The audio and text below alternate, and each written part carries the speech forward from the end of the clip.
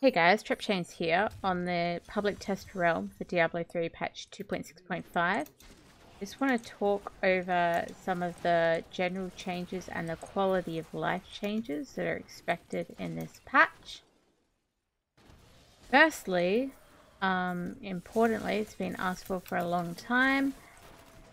Blizzard have implemented increased normal torment levels, so the new maximum is Torment 16, which is what I'm playing on right now, from the previous Torment 13 maximum.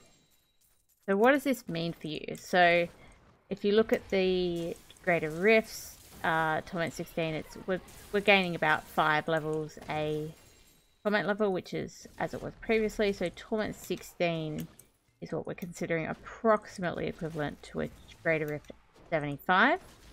And in terms of materials, you can see here I just got 4 Death's Breaths. Had and I did around 10 normal rifts earlier. And what we found from those rifts, we killed around 118 elites, or elites plus normal goblins during that time. Which led us to have 236 pieces of data regarding whether we got 3 Death's Breaths or 4 Death's Breaths, because with Death's Breaths, like one person could get 3 and the other person could get 4, so they're unique to the player.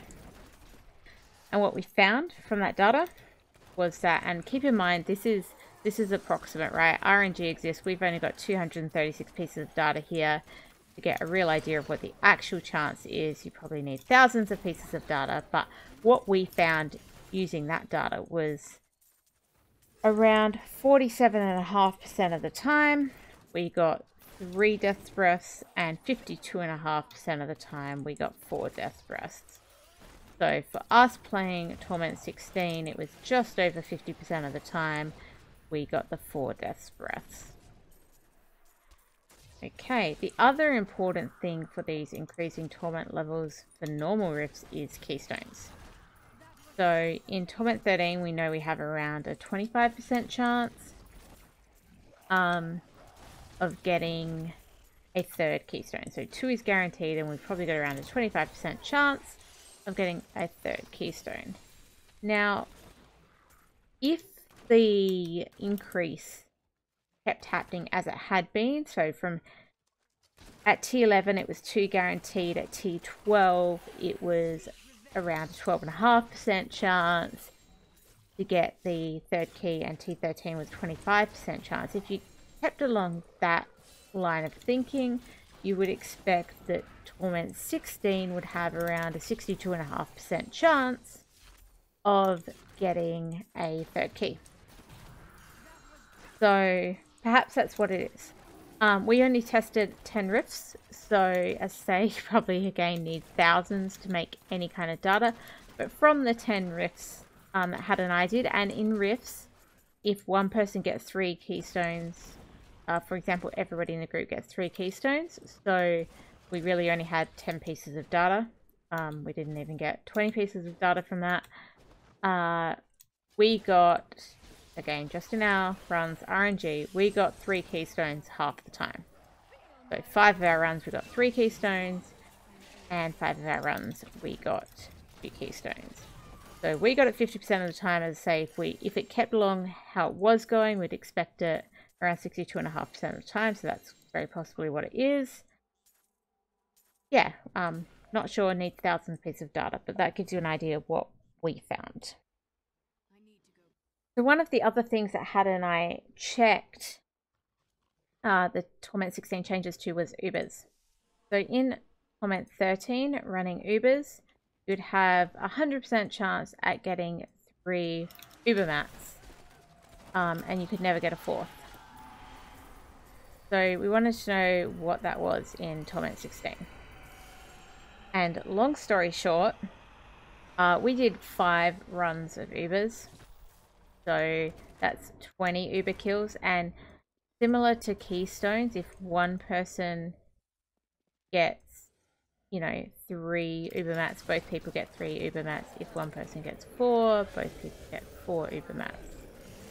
So we really only had these 20 kills to go off. Again, to get proper probability, you probably need thousands. I'm just telling you what we got in this testing. And in our testing, over our 20 Uber boss kills, we received 4 legendary Uber mats around 55% of the time. Here's 4 now. And 3 legendary Uber mats 45% of the time. So basically it seemed like there was around a 50% chance, or maybe a bit more, to be able to get those 4 Uber mats. One of the other changes with T16 that we wanted to test was how many mats we get from bounties if they're done at Torment 16. So at Torment 13, there's 16 bounty mats per cache. While I'm doing bounties though, one of the other things I wanted to mention was there have been 2 quality of life changes. And that includes that from the start of a bounty, you can see here, these ping markers and arrows are in place for most bounties. That's making most of them easier to find. Often previously, well before a marker would show up, you could run completely the wrong way for a long time. So that's a pretty nice quality of life change for actually running bounties. And then we have the, at Torment 16, what do we get for it? The other quality of life change associated with bounties, so there were 2, is that, oh, here I am doing the event,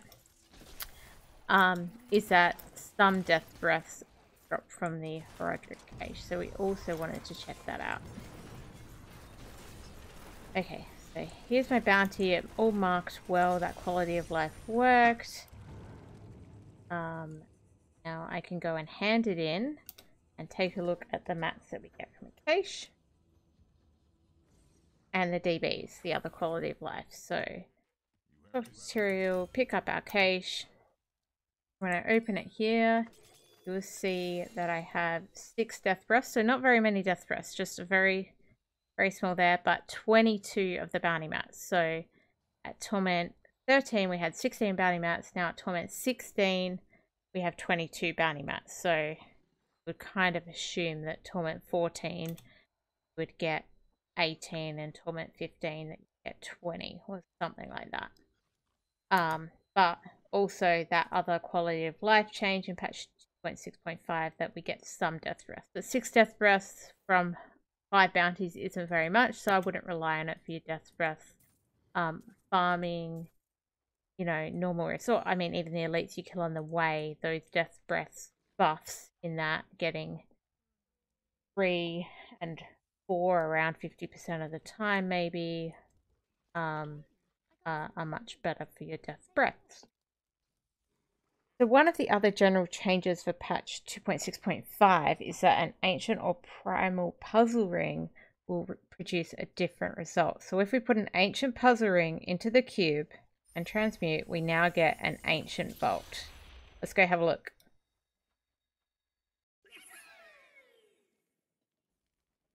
So this is a darker vault, first thing you'll notice. But secondly, there's a lot more goblins. We basically get 2 goblin packs in this ancient vault. Oh, I got a primal. as well as the standard goblins in here. Now we have tried this with a primal puzzle ring as well. And while our trial did give more goblins in the primal thing, we're not sure. We don't really have the data. We only had 1 primal puzzle ring, if that's a bit of a fluke or not. So, but you can see here these ancient or primal vaults will definitely be worth doing. There's lots more goblins. You won't get as many legendaries as you see on my map, because we've also got right now, because it's PTR, an event buff, so we get a lot more legendaries. So it won't be quite as cool as that looks, but you will get, as well as the normal goblins, maybe a couple more map goblins and a couple of goblin packs each ancient vault. Oh, here quickly, quality of life change. The the boss pop-up here when somebody else pops it doesn't cover the middle of your screen anymore. It's nicely down here at the bottom. Makes it a bit easier to pick up things or kill stuff around you still. So, greed here doesn't do that much different, but in the Ancient Vault, there is more legendaries dropped at the end. Now, again, it won't really be clear here because we get even more with the community buff, but there was definitely a few more legendaries dropped in these Ancient Vaults than when we ran a normal vault to compare. One of the other changes in this patch is that if a party member procs, and you can see Had's just procced there, you'll see that he flashes red there and his awareness icon shows up next to him. So that helps you know if your party members are on proc. Oh, I got a primal. This community buff, so many primals. Okay, so another interesting thing, so we just killed the Rift Guardian, is that this ping shows up and will stay there until the rift is closed. So that helps any party members who weren't right with you when the Guardian was there to be able to see where the Guardian died. So one of the other changes in patch 2.6.5 is with the boss notification screen. So if I'm out and about doing my bounty and somebody else with bounties pops up a boss notification screen, it comes up at the bottom of my screen rather than covering me so that I can, you know, do all the stuff around me without dying, pick up what I need to, etc. Before I really have to click accept or cancel. Similarly, the Greater Rift notification screens have been reworked. So if I was out and about or wherever I am and a friend pops up a Greater Rift notification, again, it doesn't come up in front of the screen anymore. I can still see my character before I decide if I want to accept or cancel to that one. Similarly, the end of Greater Rift notification screen has been changed, and I'm not particularly happy about this one because I liked my end of GR notification screen. So when you go to Auric now, instead of having the big pop-up which includes all the team members shown, we get this little thing down the bottom. And while that is helpful if someone is somewhere else again, I don't know, looking for pools in Torment 16, they might not die. I find it a bit frustrating because I love that screen for screenshots. There is this little plus here, but that still doesn't show me my party. It just shows me my XP and gold earned and the PBs of both myself and my friends. It doesn't show my nice party screen, unfortunately. So that's the only, I guess, reworked pop-up screen that I'm not entirely impressed by because I like the old version. Yet another seemingly basic change in patch 2.6.5 is that if you are in town and other players are in a Greater Rift, you will be able to see the Greater Rift progress bar.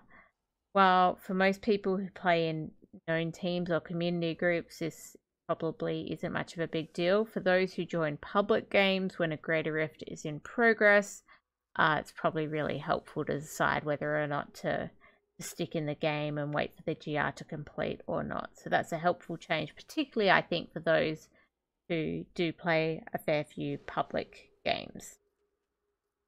On the PTR for patch 2.6.5, checking out the quality of life features, particularly starting with the stash. So the max stash tabs beforehand was 12, 5, 1, 5 on tab 1, 5 on tab 2, and 2 on tab 3 if you've got the Necromancer pack. But we now have, apparently, 5 more stash tabs available. So let's have a look. And why it threw me back to there. Keep doing that. I think I'm buying ones back there.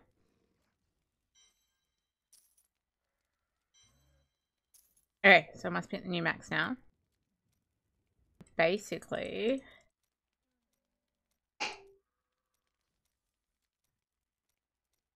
okay, so it has actually added them at the end. It just threw me back while I was buying them. So now I have 5 on all of the first 3 and then 2 here for a total of Total of 17. One of what I think should be the best features, I'm about to test it for the first time, is this filter items. So hopefully if I type Trav for Trav Pledge, hopefully, what's it going to do? Is that all it's going to do? Do I have to hit enter? No? Or just grays out things that don't have Trav in them. Okay. So, Traveler's Pledges aren't grayed out. That's not as useful as it could be. Okay, I can see them more easily, but I still have to click through 17 stash tabs to find my Traveler's Pledges.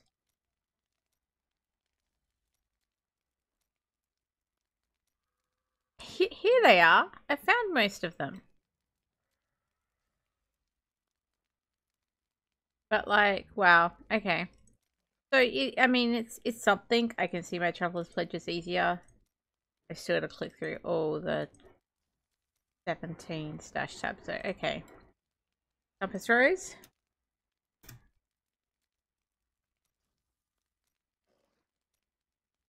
Here's some.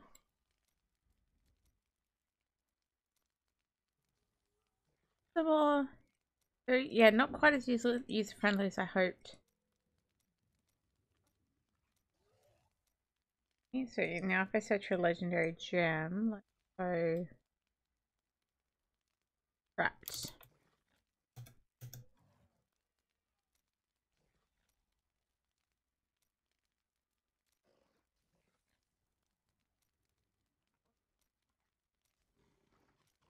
There they are. Okay, yep, they're highlighted.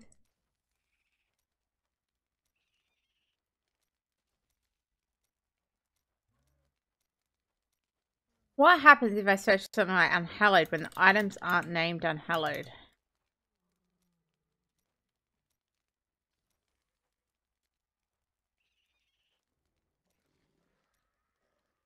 Yeah, that's pretty useless. It would be really nice if you search for unhallowed to have all the unhallowed items highlighted. But because their name itself, so I have to remember to be able to search for my unhallowed pieces. I have to remember that that's called a cursed visage. That's called unholy plates. Sure, if I find one piece, I can look it up. But that would have been really nice if I could have searched for unhallowed and had all the unhallowed pieces highlight. Missed opportunity there. Be fine for another set. So if I went for shadows, because they're all named shadows, like I can see my shadows gear. So that's cool, but the sets where the name of the set isn't the name of the item, that's a bit annoying with. Anyways, this is much better than we had before, so I'm glad we've got the feature. Oh. Relina's Shadow Hook obviously also has shadows in its name. Or shadow. So much better than we had before. Will be helpful. Could be slightly better. It is what it is. Another supposed quality of life feature coming for patch 2.6.5 is this little expand all, close all button at the blacksmith for crafting, and also at the jeweler. Now this isn't something I've ever felt I was missing. So there you go. But if you've ever wanted this, it now exists. Well, it will from patch 2.6.5. So yeah, there you go. Quality of life.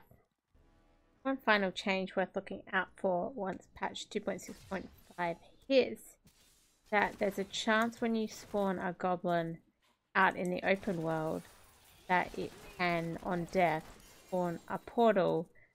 Well, it can still spawn a portal to the vault, but it can also spawn a portal to somewhere utterly ridiculous. So that's basically saying utterly that it's somewhere where you might find cows. So be aware of that. Look out for that when you're farming in the open world. Because that could be fun to slay a few more cows along the way. I personally haven't managed to find one of these yet in the PTR, hence I don't have any footage for you, but it's reasonably obvious from how it's worded that that cows may be found in this other potential portal. I think that covers off most of the critical, general, and quality of life features expected in patch 2.6.5. There's obviously some other specific class changes, etc. But yeah, this video was supposed to just focus on those general and quality of life. If you have any questions, feel free to drop them in the comments, and enjoy patch 2.6.5 when it comes out, hopefully next month. GG.